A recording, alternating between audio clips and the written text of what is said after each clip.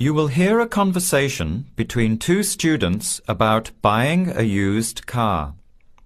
First, you have some time to look at questions 1 to 6.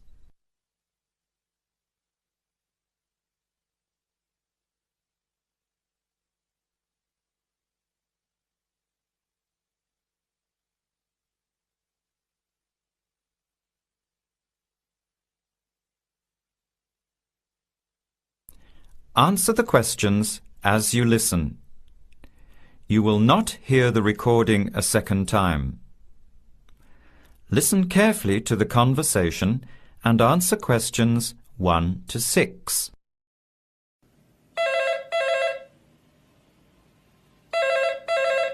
Hello. Hello. Can I speak to Eleanor, please? This is Eleanor speaking. Hi. My name is Jan. I'm calling about the car that was advertised on the notice board in the Student Union building. Is it still for sale? Yes, it is. Your ad says it's a 1985 Celica, in good condition. It's old, but it has been well looked after. My family has had the car for 10 years. I'm just the third owner and my mother had it before me, so we know its history. We've got all the receipts and records. It's had regular maintenance and the brakes were done last year. It runs really well but looks its age. Why are you selling it, by the way? Well, I'm going overseas next month to study. I'll be away for at least 2 years, so I have to sell it. Unfortunately, it's been a good car. You want $1,500, is that right? I was asking $2,000, but since I need to sell it quickly, I've reduced the price. Would you like to come and take it for a drive? I don't live far from the university. Yes, I'd like to have a look. What time would suit you? Any time this evening is fine. Well, I finish classes at 6 o'clock. How about straight after that? Say 6:30? Great, I'll give you directions.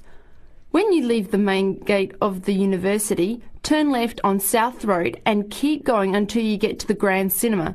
Take the first right, that's Princess Street. I'm at number 88 on the right. So it's 80 Princess Street? No, it's 88 Princess Street and the suburb is Parkwood. You'll see the car parked in front. It's the red one with the for sale sign on it. OK, thanks Eleanor. I'll see you later. Bye. Before you hear the rest of the conversation, you have some time to look at questions 7 to 10.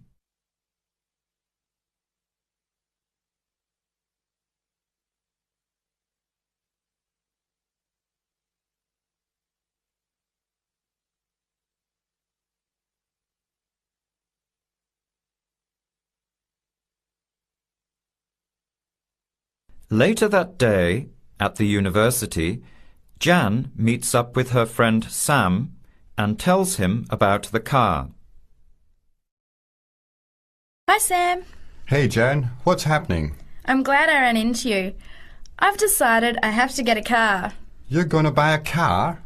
Do you really need one? I'd probably still be driving, except that my car broke down last year. Instead of getting another one, I just moved closer to the university and went back to riding a bike. Better for the environment, better for my health, and I save a lot of money. Did it really cost that much? Well, when you think of registration, insurance, rising petrol costs, parking plus maintenance and repairs, it adds up. I know it's going to be expensive, but I really need my own transportation. It takes half an hour by bus each way to university as it is. But now I'm working at night in the city. There's no way I want to hang around waiting for a bus late at night, then walk 3 blocks home alone.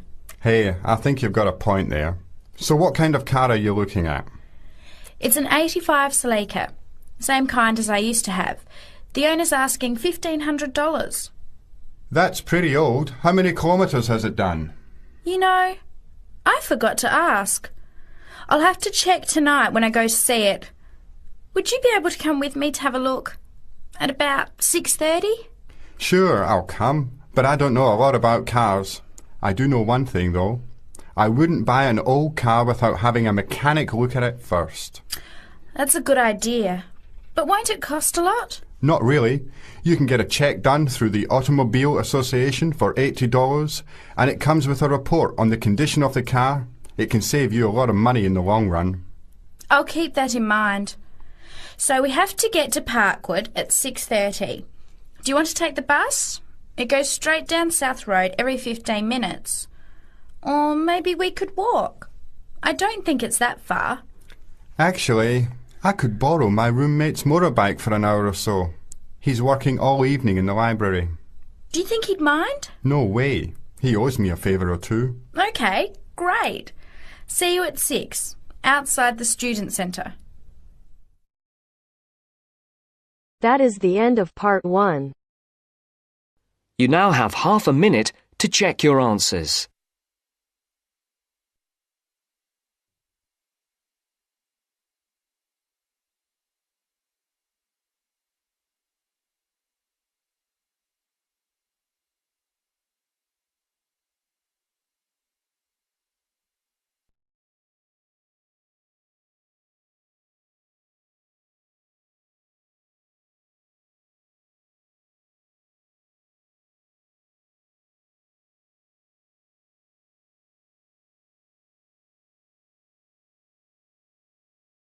Now turns to part 2. Part 2. You are going to hear a conversation between a student and a driving instructor. First, look at questions 11 to 14.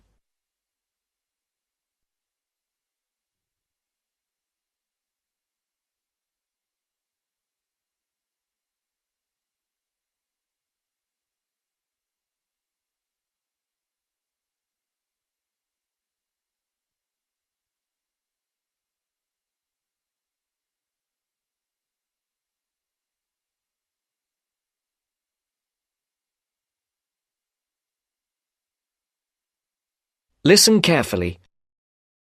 Hello, I'm going to be your driving instructor today. Are you ready to begin? Hi, hope you don't mind. It's my first time driving a car. Of course not. That's my job. I teach people like you how to become a safe and responsible driver. So let's begin. Remember, the most important rule of driving: safety first. There are some steps to follow. First, you should put on your seatbelt. You should always remember to do that. In case of an accident or emergency, having a seatbelt on is of utmost importance. Okay, I have my seatbelt on. Now what should I do? Start the car. Good. Now make sure that the steering wheel is in the proper position and that your seat is not too far or not too close to the pedals. I'm all ready to go. Should I shift into first gear? Don't forget to put the parking brake down. You don't want to drive with that up. Oh yeah, I almost forgot. If I have the parking brake on, I won't be able to accelerate. Yes, that's right. Now put the car in reverse and slowly back out of the parking space. Good. Put the car in first gear. When should I shift? Is it better to shift slowly or quickly? You can shift whenever you feel is appropriate. This means shifting should occur smoothly. Do not shift too slowly or you will stall. Shifting too fast will waste gas. Shifting is simple. Just remember to shift smoothly. To shift, you will have to push the clutch and then push the gas pedal. Before the broadcast continues, look at questions 15 to 20.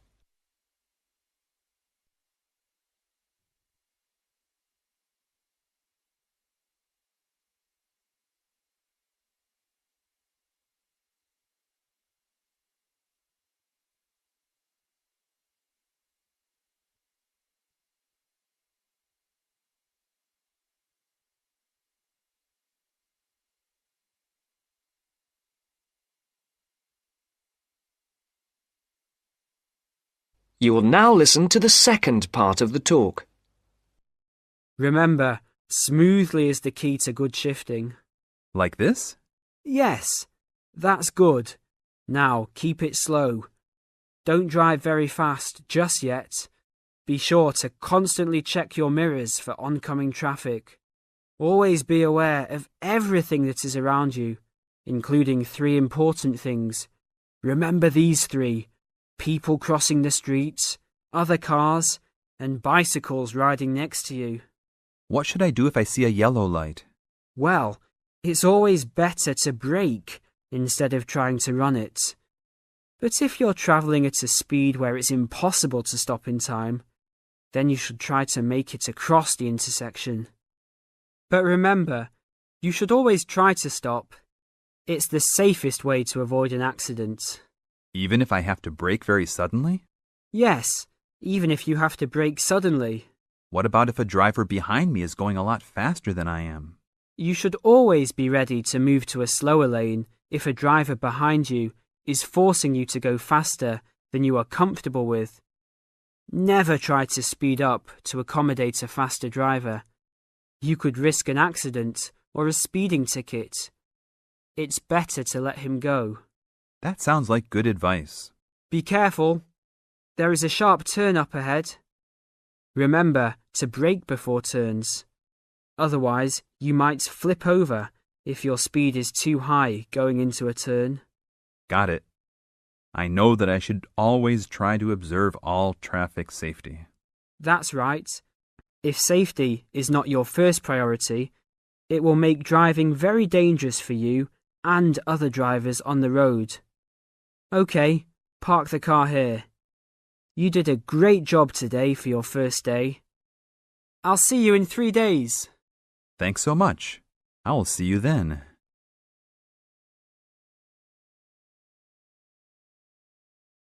That is the end of part 2.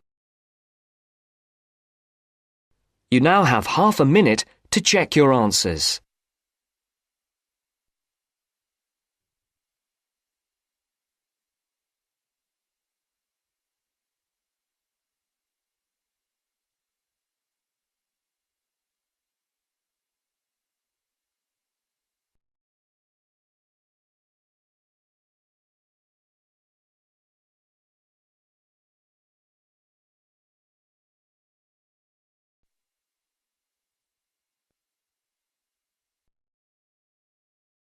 Now turns to part 3. Part 3. You are going to hear a conversation between an interviewer and a professor. First, you have some time to look at questions 21 to 26.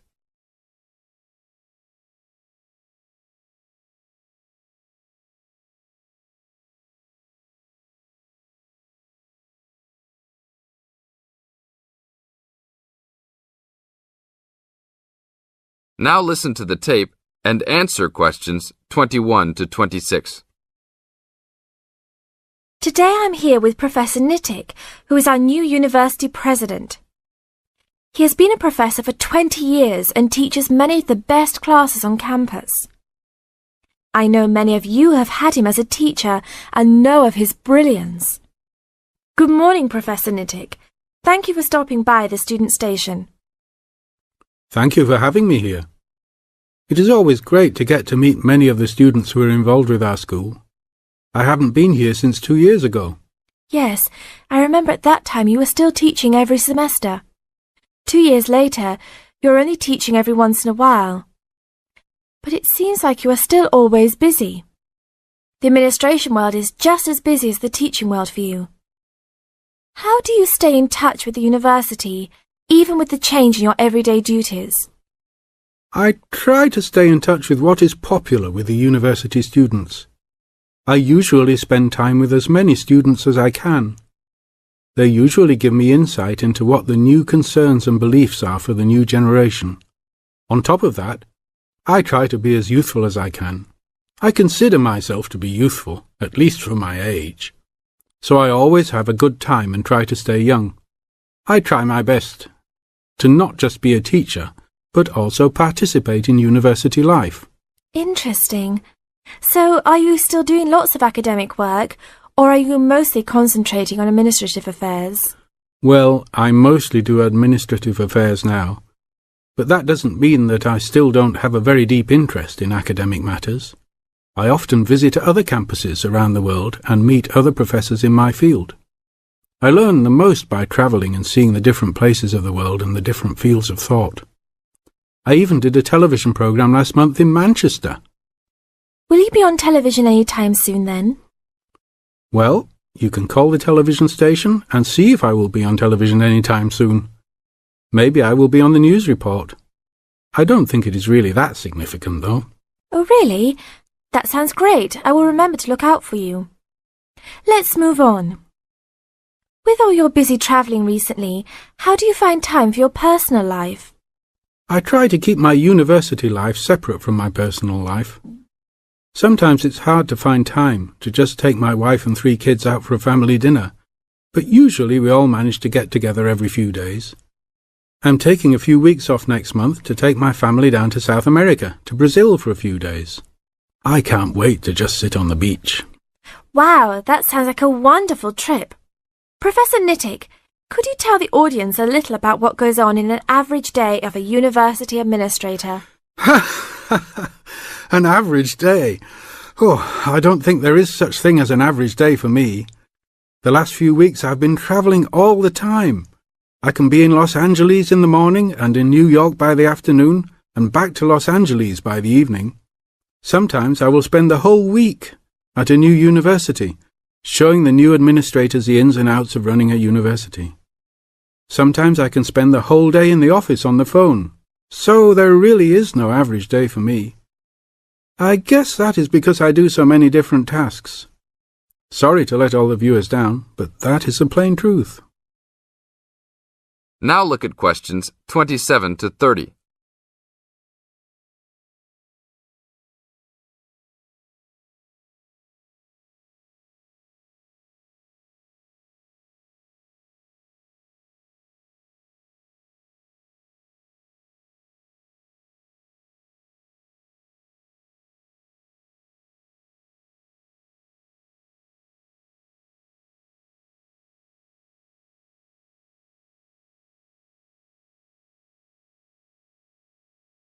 Now listen to the tape and answer questions 27 to 30.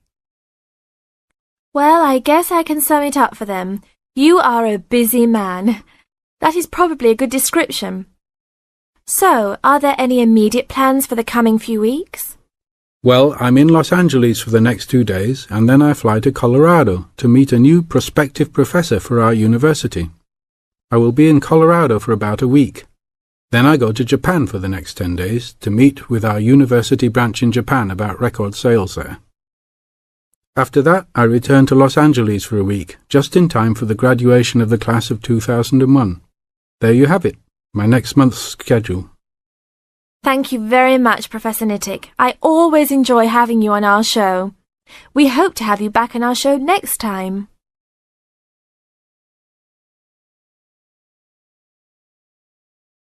That is the end of part 3. You now have half a minute to check your answers.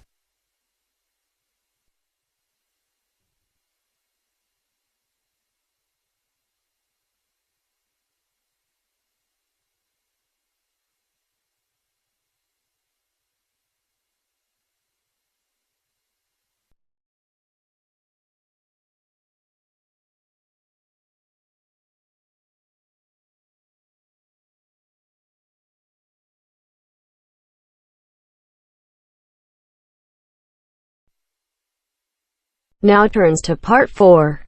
Part 4. You're going to listen to a talk about tea in the UK. First, you have some time to look at questions 31 to 40.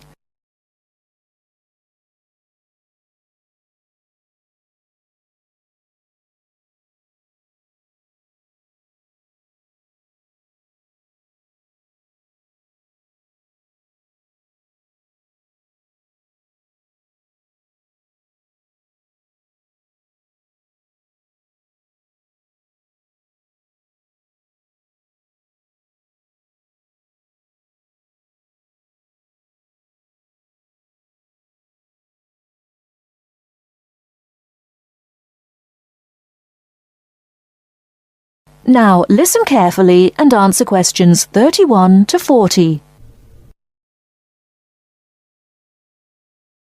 During the 1930s, there was a popular song which had the title "Everything Stops for Tea," and to millions of British people, a restful cuppa is still an ideal way to relax for a few minutes from the rigours of the day. The English custom of drinking tea has its roots in the 17th and 18th centuries. When first imported to Britain, the exotic cha, or cha, as the Chinese tea was variously called, was considered a man's drink to be enjoyed with colleagues at London coffee shops.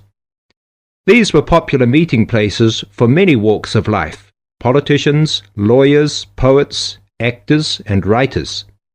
Many London clubs began in this manner, and the famous Lloyd's Insurance underwriters started out as Lloyd's Coffee House. In 1706, the first coffee house that offered tea was Tom's Coffee House, owned by Thomas Twining. He realized that he needed to introduce an added attraction to compete with the many other coffee houses in London, and tea was rare, exotic, and extremely expensive. With these credentials, tea became an exclusive drink and enabled Twining to open a tea shop under the sign of the Golden Lion in the Strand. By the 18th century, the ladies of the more affluent classes were going China mad, using tea as an excuse for displaying their extravagant purchases of Chinese porcelain and Dresden tea sets. A comprehensive tea tray would consist of a teapot and stand, teacups and saucers, sugar bowl, milk jug, and basin for discarded tea and tea leaves. Tea was still expensive and kept in locked tea caddies. Skilled craftsmen fashioned caddies of carved inlaid woods fitted with crystal and precious metals. To ensure the servants weren't tempted by this priceless commodity, the caddy was kept locked, and only the mistress of the house held the key and prepared tea when guests came to visit.